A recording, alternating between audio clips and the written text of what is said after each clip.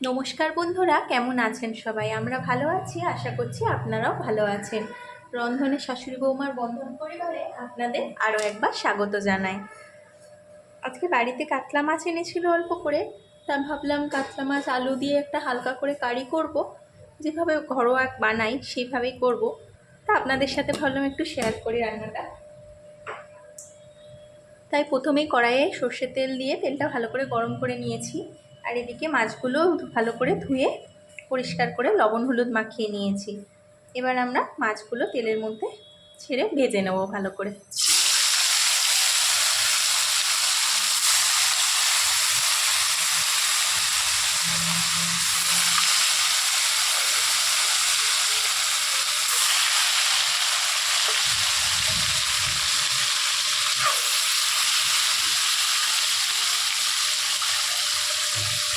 মাছগুলো একটু লাল করে ভেজে নেব। এই দেখুন বন্ধুরা, মাছগুলো আমাদের লাল করে ভাজা হয়ে গেছে। আমরা এবার তুলে নিচ্ছি। এই একই তেলে বাকি মাছগুলোও আমরা ভেজে নেব।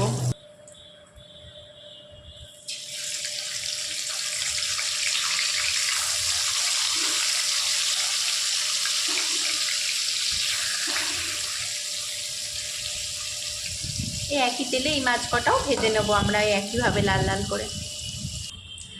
এই দেখুন বন্ধুরা, মাছগুলো আমাদের লাল লাল করে ভাজা হয়ে গেছে। এবার ওই একই তেলের মধ্যে মাছ ভাজা তেলে দিয়ে দিচ্ছি একটু দারচিনি, একটা এলাচ, একটু লবঙ্গ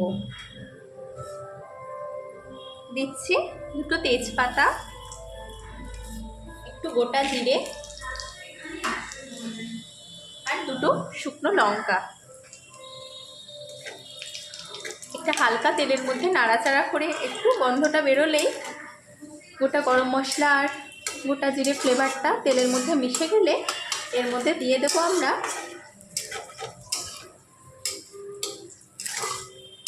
সামান্য আদা রসুন, একটা পেঁয়াজ আর একটা টমেটোর একটা পেস্ট।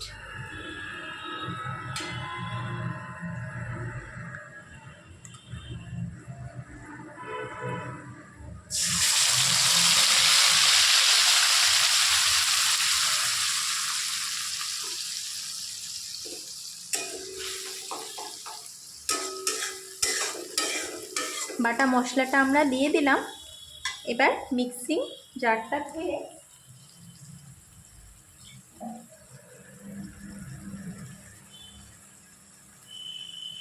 দিয়ে দিচ্ছি সামান্য একটু জল।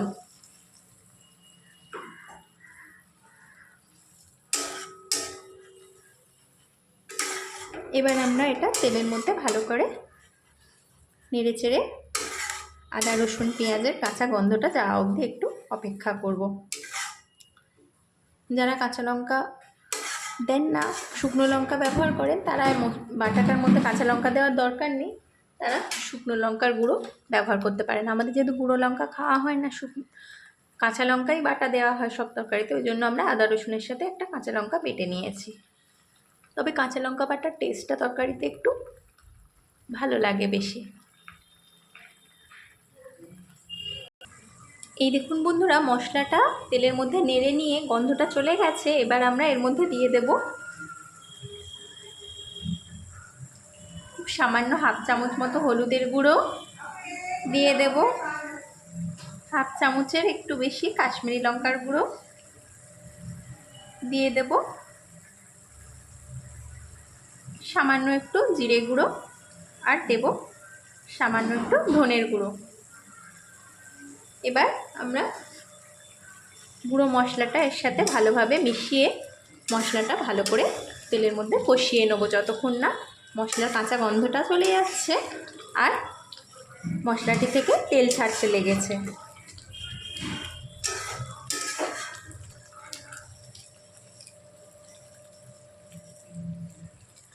এবার দেব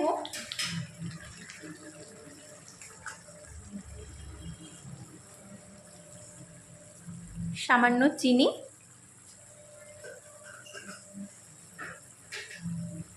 আর দিয়ে দেব পরিমাণ মতো লবণ।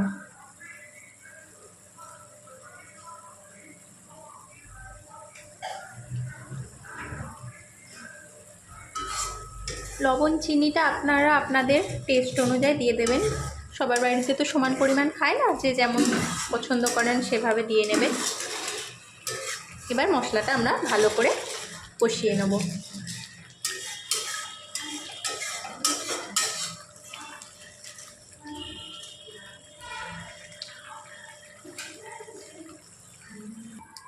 এই দেখুন বন্ধুরা, মশলাটা ভালো করে কষানো হয়ে গেছে। এবার আমরা এর মধ্যে দিয়ে দেব খুব সামান্য একটু গরম মশলা। যেহেতু কাতলা মাছ, একটু না গরম মশলা দিলে কাতলা মাছের একটা গন্ধ থেকে যায়, সেজন্য খুব একটু অল্প সামান্য একটু দিলাম।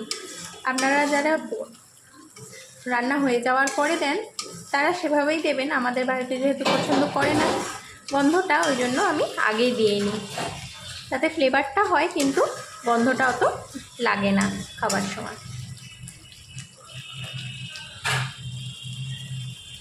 এবার দেখুন মশলাটা ভালো করে কষিয়ে চারপাশ থেকে তেল ছাড়তে লেগেছে, আর মশলার কাঁচা গন্ধটাও চলে গেছে।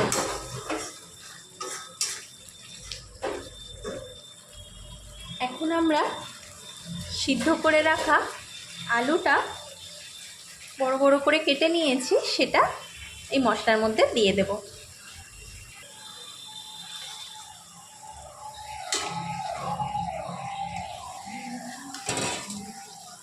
আলুটা দিয়ে আমরা ভালো করে মশলার সাথে কষিয়ে নিচ্ছি।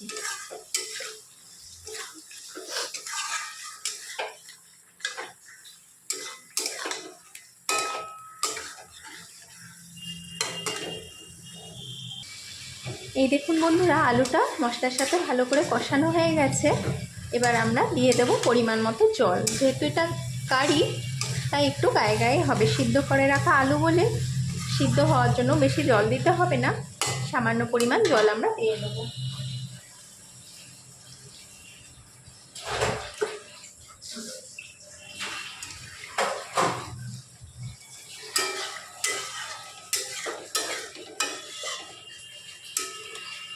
এবার আমরা দিয়ে দেবো এতে ভেজে রাখা মাছগুলো।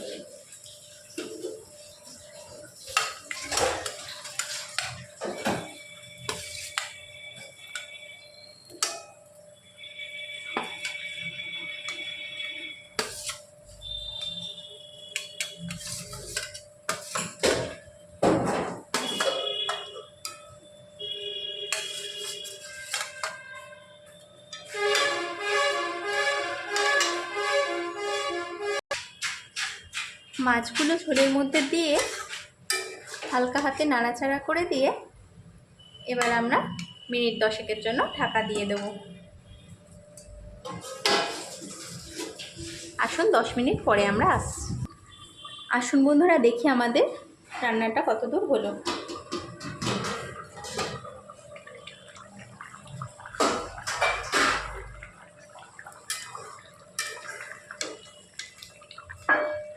এই তো আলু দিয়ে কাতলা কারিটা একদম রেডি হয়ে গেছে। মাছের মধ্যেও ভালো করে ঝোল টোলগুলো ঢুকে গেছে, আর গামাখা হয়েও গেছে। এই পর্যায়ে আপনারা টেস্ট করে দেখে নেবেন লবণ চিনি সব ঠিকঠাক আছে কিনা, কিছু কম বেশি হলে দিয়ে নেবেন। আমাদের রান্নাটা হয়ে গেছে। এবার আমরা ঢাকা দিয়ে গ্যাসের ফ্লেমটা বন্ধ করে দেবো, তারপর পরিবেশন করে দেখাচ্ছি। এই দেখুন বন্ধুরা, আমাদের আলু দিয়ে কাতলা কারিটা একদম রেডি হয়ে গেছে। আমরা পরিবেশন করে দিয়েছি। দেখুন তো কেমন হয়েছে। এই রান্নাটা দেখতেও দুর্দান্ত হয়, খেতেও খুব স্বাদ হয়। আপনারা যদি কখনো এইভাবে বাড়িতে না বানিয়ে থাকেন, অবশ্যই একবার বাড়িতে বানিয়ে দেখবেন।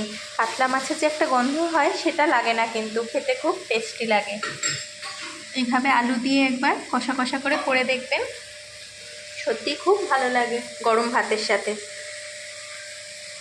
রান্নাটি কেমন লাগলো অবশ্যই আমাদের কমেন্ট করে জানাবেন। যদি ভালো লেগে থাকে লাইক, সাবস্ক্রাইব এবং শেয়ার করবেন।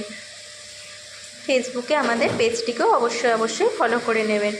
ভিডিওটি এতক্ষণ ধরে দেখার জন্য আপনাদের অসংখ্য ধন্যবাদ আর অনেক ভালোবাসা।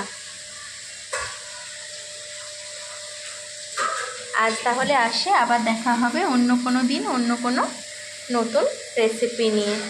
ততক্ষণ আপনারা ভালো থাকুন, সুস্থ থাকুন।